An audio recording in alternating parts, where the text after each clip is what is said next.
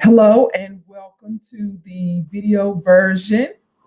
Hello and welcome to, see, I'm messing up already. Hi and welcome to Girls Trip with LaVerne and Steffanie. I'm Steffanie Rivers. And I'm LaVerne. We want to welcome you to the show. We hope you like that show open. We've been working on it. Did you see the show open, LaVerne? Yes. It was It's an cute, huh? improvement. Well, good. So we want to welcome everybody and happy Wednesday to you. Hope your Wednesday is going well. I'm going to stop sharing. So, LaVerne, what's going on in Nashville, Tennessee? Nashville is so sunny and pretty today. Oh, it's so beautiful compared to the snow. Now, mind you, I love snow with power, food, and water. Exactly, all of that. Not one or the other or one over the other. I live in Texas, and everybody, when I left, it was great. Now I'm in Guadalajara, Mexico, on business, and but still got time to do the show. So we are. Let me go ahead and let you know what we're scheduled to do today. Our guest is Femi Dideron, and he will be on momentarily, hopefully, if he has, because he lives in Dallas. And last time we checked, he had water and power. So we just are waiting on him to join the show. But in the meantime, we just wanted to get caught up on what's going on around the country. The latest, I know you probably heard this because you stay up on everything, but while everyone is trying to figure out whether or not they want to take that vaccine for COVID-19, the COVID vaccine, it turns out that former President Donald Trump and his wife, Ivana, that's her name, right? Melania. Melania. Okay, all right. Somebody, Melania, Ivanka, his wife, they took the vaccine secretly in January. I wonder why they made it a secret. Did you find out why? I think it's all about public perception because, he want to come out and be seen as the Almighty. So I think it's public perception more than anything. Right. I guess that could be a thing because first he said it was a hoax. Then when he said it's gonna go away, and then when he got sick and had to go to the hospital, then he wanted to like do the drive by like big text in the car, big text waving at people like I'm fine, people. When really they said he's almost was put on a ventilator. And then turns out as soon as he could, he took that vaccine. So it just seems like his words and his behavior or his actions were incongruent, not the same. So still there are people out there who are speaking his praises, talking about how great he is. But he's the first person to say, of course, how great he is, but there's other people as well. So who knows? You just have to do your own research and follow up on everything. As a matter of fact, I need to tell you this. I got a text from my mother, and because we had her on a few days ago, and she was talking about that she took the vaccine and that she had her reaction, because of course when you take the vaccine they make you sit there for a couple of minutes like after any operation or any procedure, just to make sure that you're not having too much of a negative reaction. And she texted me and said, Stephanie, listen up. There was a friend of mine who took the vaccine and he's 60 something, and they made him sit there and he was okay to drive. Then he got in the car, he started driving. He got his vision got blurry. He started swerving. He didn't know if he was going to make it to the house. He made it to the house, thankfully. He called back to the vaccine center where he had just gotten the vaccine, and he told them about his symptoms, how he has blurred vision, he wasn't seeing straight, he was feeling kind of woozy. And he asked, should I go back to should I come back to the vaccine center? Or should I go to the hospital? What should I do? What's happening right now? And the nurse on the other end said, sir, you need to come back immediately. This is an emergency. And guess what they found out, LaVerne? What? He forgot his eyeglasses. It was a joke. Well, I had mine Saturday, and I have not heard anybody experience what I experienced. And it's funny how the virus have different effects on people. And my first shot, it seemed like when I got back home, probably like you said, you had to wait 15 minutes after getting the injection, and then you drive back. I was about 9 minutes, 10 minutes at the most from the location. But when I got home, I just felt so good. And I felt so good all evening. And I'm like, I'm experiencing some kind of euphoria. I don't know what's going on. So I Googled to see if anybody experienced what I experienced. I ain't find nothing. But girl, I felt good. And the next day, slept. Oh my God. Have not slept that many hours in probably a year or two. I slept all night, only got up one time.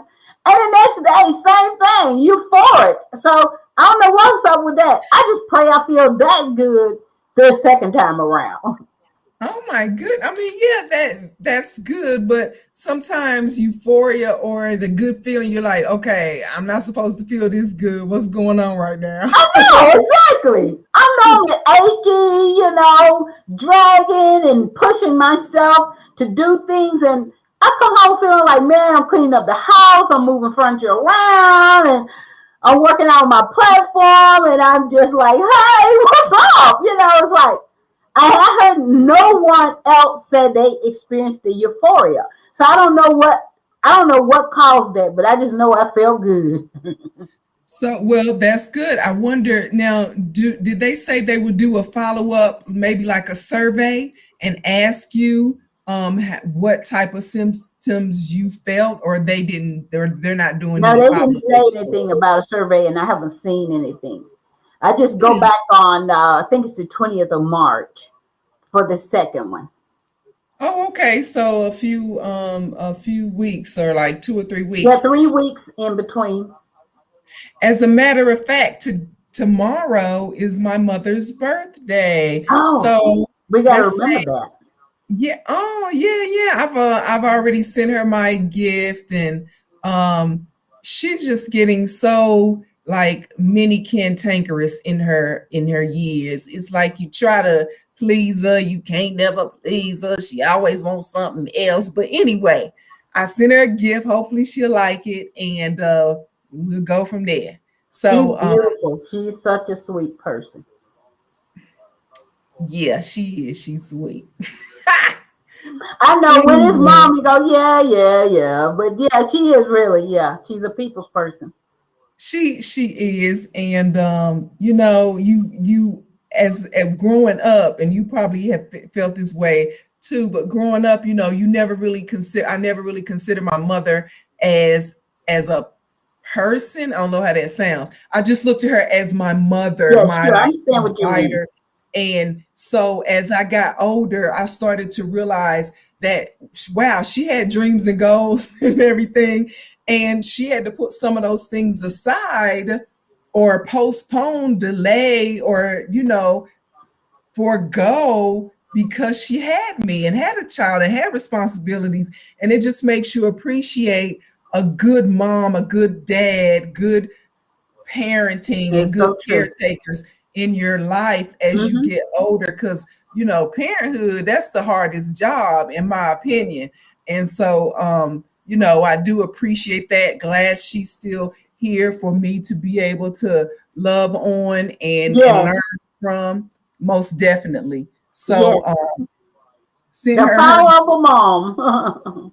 Amen. So Well, I don't know what happened to Femi. Did he respond to your Let me check uh, and see, because sometimes people do have technical issues. Remember, did you see the Daniel Kalua was trying to accept his award, the Golden Globe, and the thing went out. Yeah, and well, I did not see it, but I read about it, and they, I guess they thought it was half technical and half human error, which is also technical. Really, it was asking, did you mute yourself out? Like, no, duh. So, yeah, they said somebody was going to get fired behind that, or maybe they were just saying that. But I know that Femi, in his absence, we're going to talk a little bit about him. He hails from Nigeria, Yes, and essentially he moved to the United States as to manifest his dreams and his goals for yes, himself. And what is he? He's an author, a published author, yes. and he what he is he an entertainer as well, or he that's one of No, his. Femi is his MBA is in business. He's a writer as well as he authors. He also is a freelance. What do they call those personal assistants? Like Uh-huh, a virtual he will do assistant. ghost writing. He will write for blogs or magazine publishers. He's just really good. I've used quite a bit of his work in our magazine, LA Expose Productions magazine, probably 3 or 4 times because he's a deep thinker. But his girls are very talented as well. But Femi lives in Dallas and he's looking forward to bringing his family here. And he survived the storm. And I don't know if you understand how it's like to go to a foreign country. Steffanie, you travel worldwide, so you probably understand possibly going somewhere, being somewhat stranded in a sense that it's new. And then Right. you encounter a natural disaster no one have control of, and you go, now what? What am I going to do? So can you imagine his first time in America, or well, second time or third time in America, and he have to live through a snowstorm in Dallas at that. So yeah, Exactly. And where it seems as if the locals who should know how to maneuver through have no idea. So of course he's probably just as lost or looking at them to for direction, and they don't know what to do. So yeah, I can imagine. So as, and that reminds me too. Let me. I don't know if you're hearing that. You're probably not, but I'll go ahead and try to turn it down. Anyway, I used to when I lived in Maryland, and I did a recent my personal column that I do. I talked about the issues in Maryland. But essentially, I lived in Maryland. I was renting a room in a house, so there were other. It was like housemates, and so there was one guy from Nigeria, as a matter of fact. The second one was from Nepal, and the Nepal guy was new to the house, and so he was responsible for taking out the trash, or do we each said, this is what I'm going to do, this is what I'm going to do. We each had our responsibilities as far as the household duties.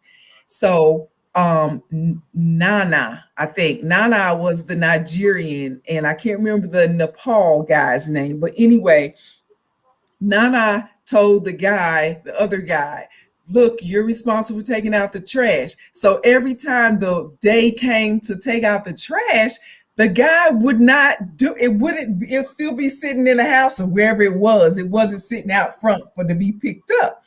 And then his excuse, the Nepal guy's excuse would be, I don't know where to go. I don't know what day it is. None of that. And Nana told the guy, just follow everybody else. If you see people's trash out on the street, then you take the trash out to the street. If you see this, then you do that. He's like, you really don't even have to remember. You just drive by and see people's trash on the street, and that tells you it must be trash day or it must be trash day tomorrow. So a lot of us, we take our cues from just societal cues. So you don't necessarily have to know exactly what's going on. Um, you just need to be able to just follow along. And so that reminded me when you were talking about Femi that he probably was trying to take cues from other people and not knowing they don't know what's going on either. And so there you are. I remember when I went to Hong Kong.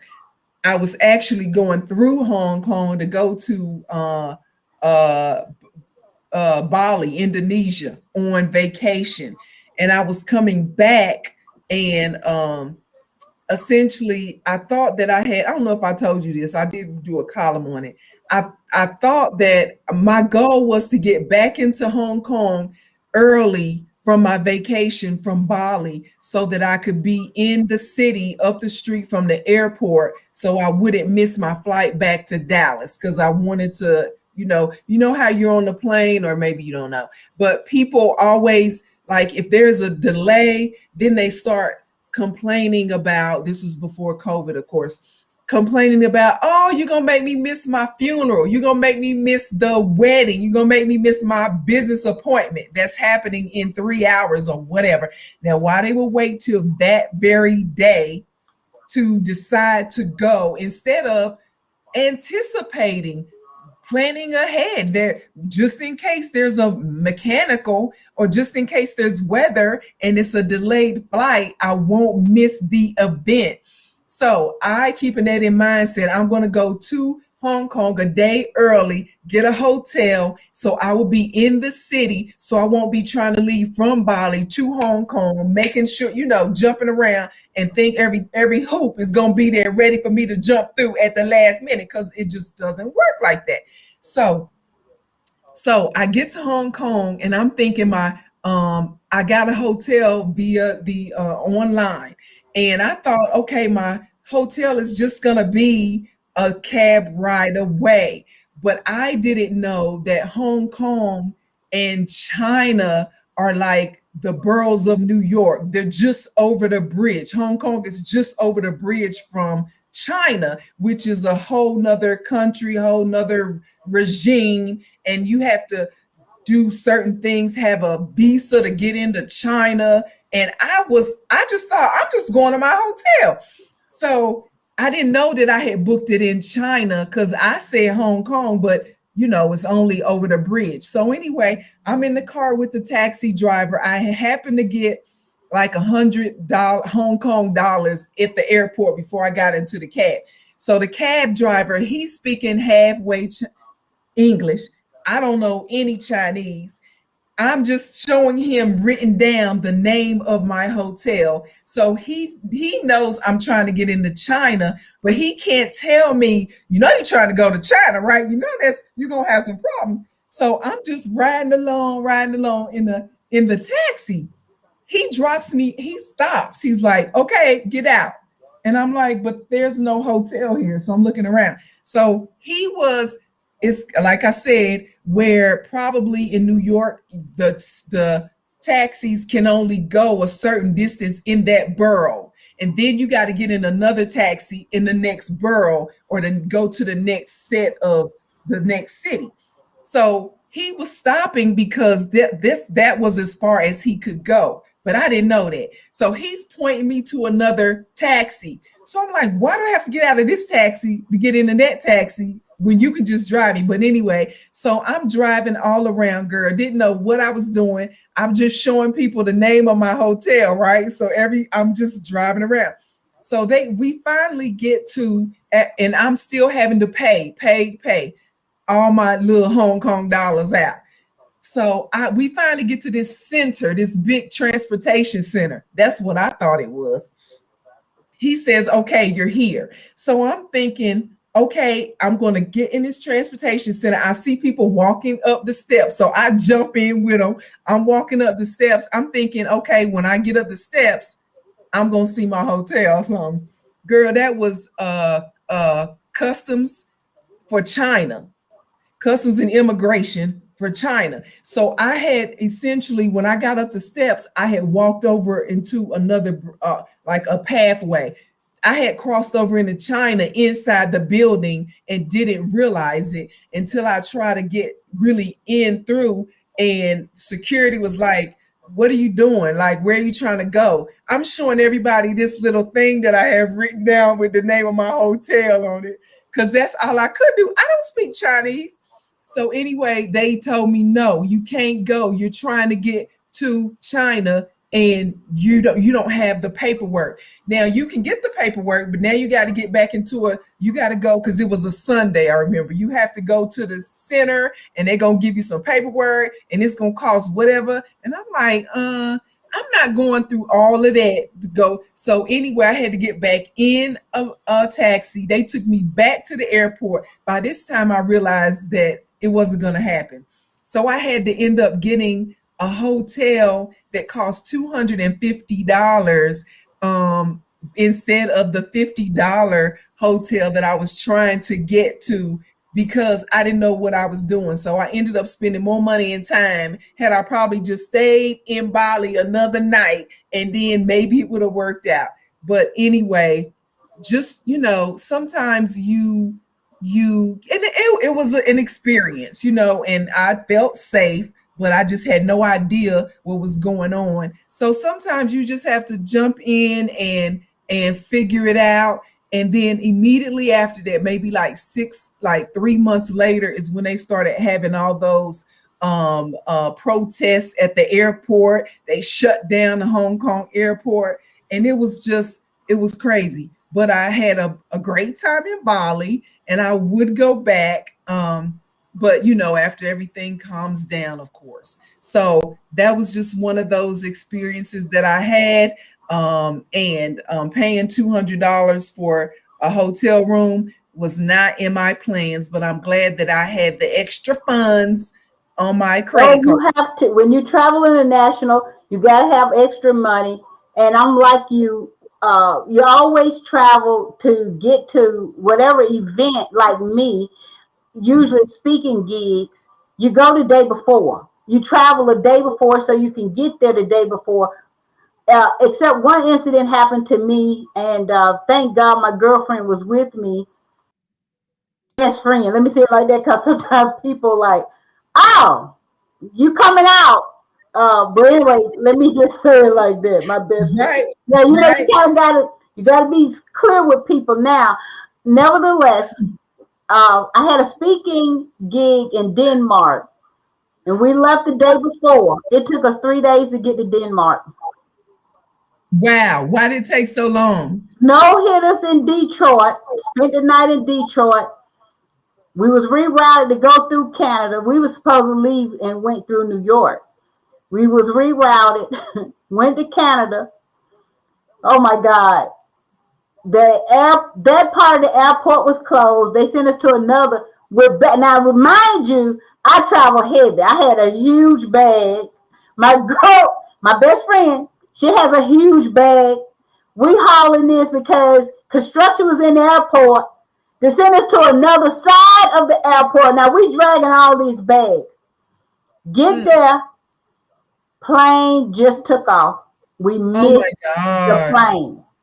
So by the time we get to Denmark, it was like I only had a matter of hours to get to the church to speak.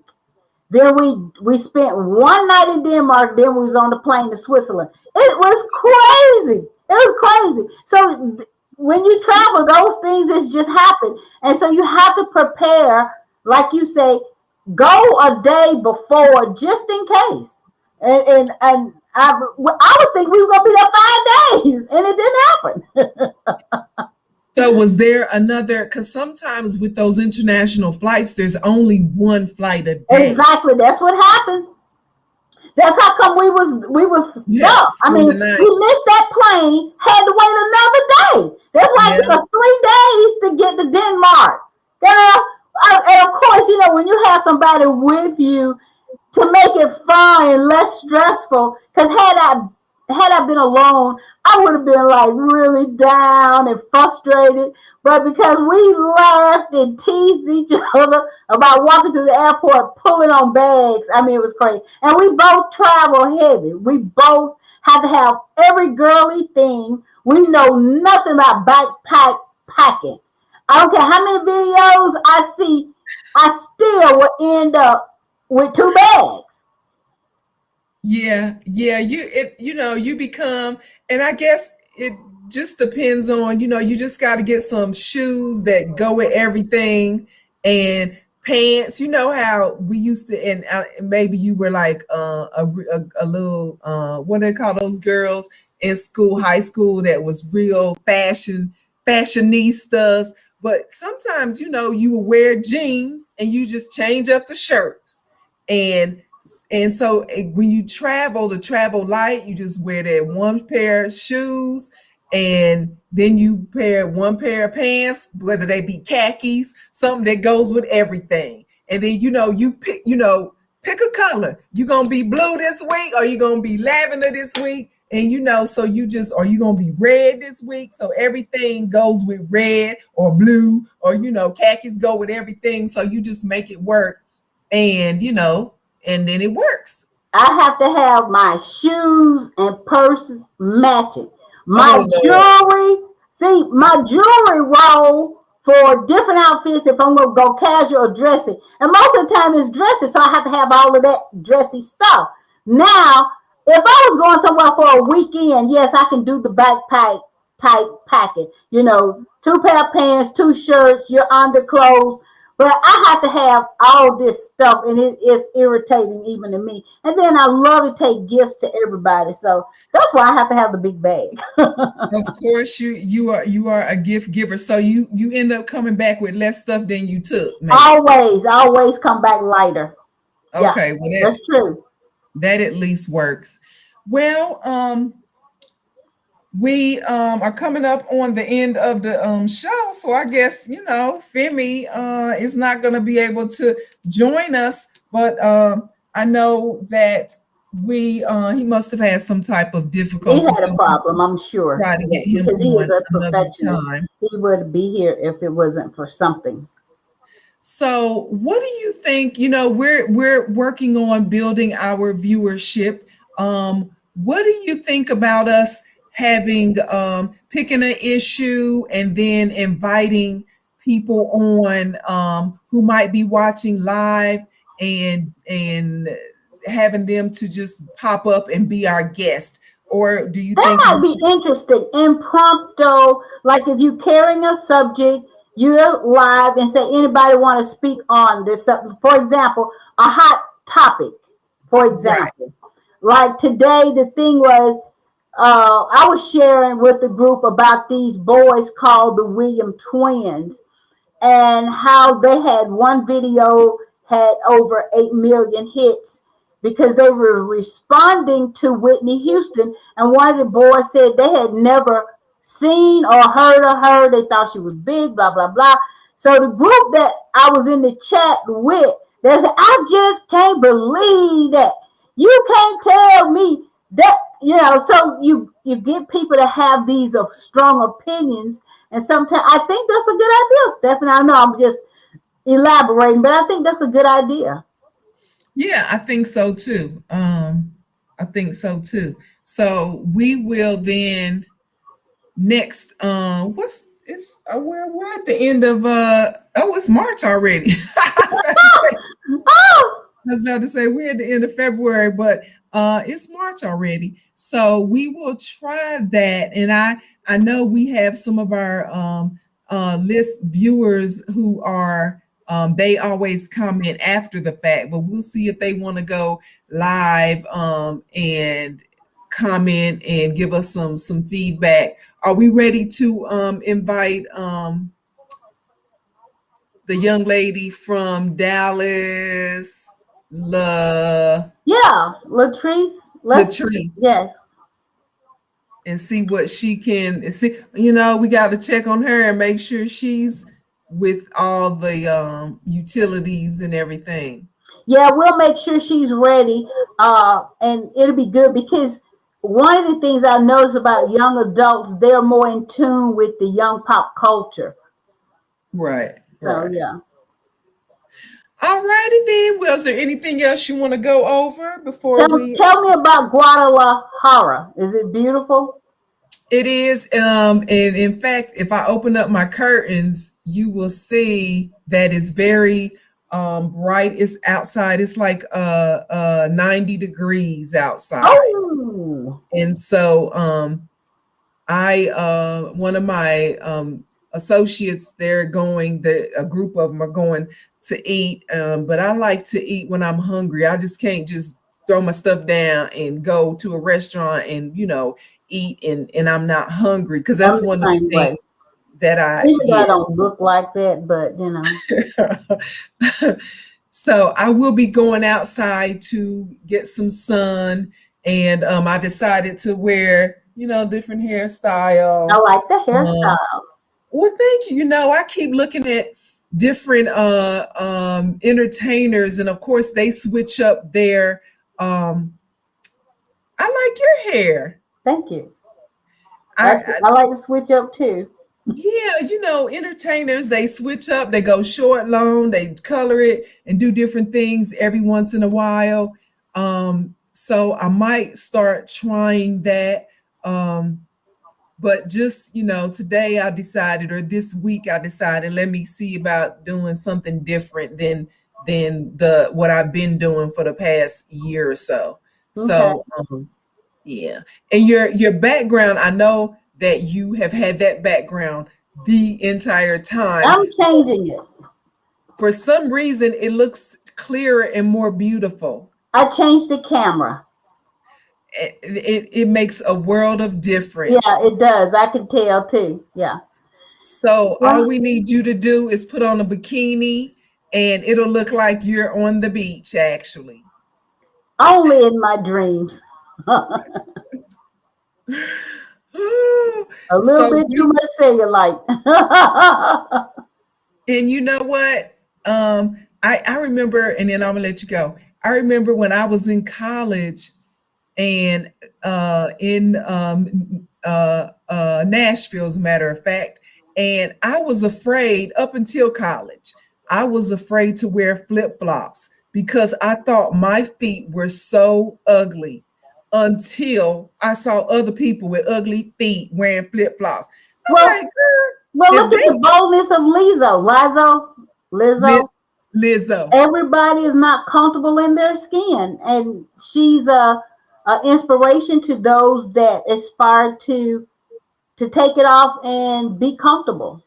You know, I'm old I fashioned. agree. I think that's supposed to be private, but others don't. So anyway, well, I Yeah. have to go because I have guests arriving, Okay. and I have so enjoyed my time with you. All righty, ma'am. So we will see you next time and we'll have Okay, some live guests. We'll try to. all righty. Bye. Bye.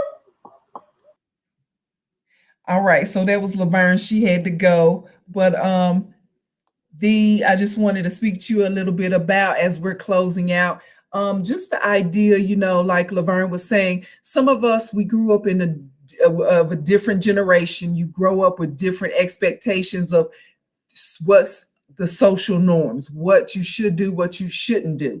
And just like she said, she wouldn't feel comfortable putting on a bikini. There's some people, I don't care how they look, they're gonna put on a bikini.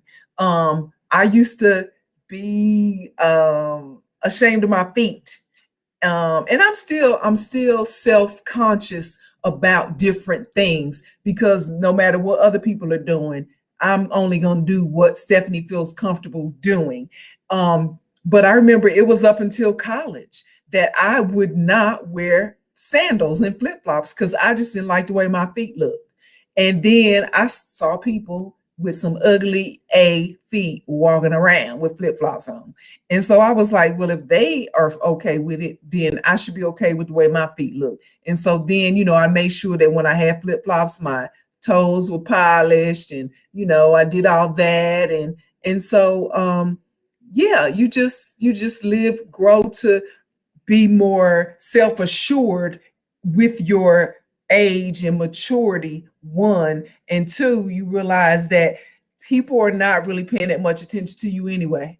So so don't even worry about it. And so that's one of the things that I started to do, is wear flip flops and sandals. And I've always tried to keep my appearance up, but stuff like toes and fingers and stuff, that's just, they look the way they look. And I don't even wear nail polish to this day. Oh, well, I used to wear nail polish, but because you got to keep it up so much, you got to like polish it and then put the clear on and make sure it doesn't chip, because that's my pet peeve. I hate to see people, women or anybody, let me say anybody, with polish on and it's chipped and looking like they just laid bricks without other tools, which except for your fingers, and your nails got all chipped up. I think that looks like, no. So anyway, I just don't wear polish, but I do try to keep my nails looking a little bit nice. So anyway, that's it for girls trip. LaVerne had to go early, but I think next week I have an idea of what I want us to talk about. I was reading through a magazine, and if you are in the customer service industry, I'm trying to look for the little article that I had. Customer service industry, you are used to addressing people as, may I help you, ma'am? May I help you, sir? And I read something that says we should start using gender neutral language in our everyday lives. And so instead of saying things like ladies and gentlemen, use non-gender speech like folks, guess, y'all. Instead of saying men and women, we should say things like you all and friends. And instead of guys and gals, everyone and anyone. And so I'm like, okay, I get it, because some people have decided, or that some people might not look the way you perceive a woman to look or a man to look. So you might get it wrong. But then this also says, just if you get it wrong, just apologize and keep on moving. Don't make a big deal of it. I mean, even as some of I shave my head, I have a bald head. And so even when I have on a dress sometimes or a skirt, some people still say sir to me. And I'm like, whatever, I just keep it moving. But I get it. But how do you feel about that? How do you feel about gender neutral um gender neutral conversation? Is that something that we should move towards? And do you find yourself moving towards that? So we'll talk about that. So if you have a story that you like to share about something that happened with somebody who you thought was a man, it turned out to be a woman, how you handled it, or using gender neutral conversation in your workplace, we'll talk about that next time. So we'll see you next week, and we'll make sure, if you want to be our guest, you go ahead and let me know by texting me at 214-919-9360. So I'm going to say to sign up as a guest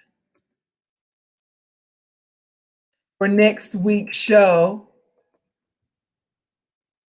text me so I can get you ready for that experience. So you will be live, and it will be visual.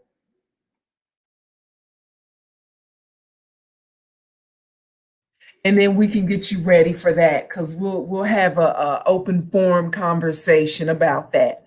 All right. So we appreciate your time. Have a great rest of your week. Bye bye.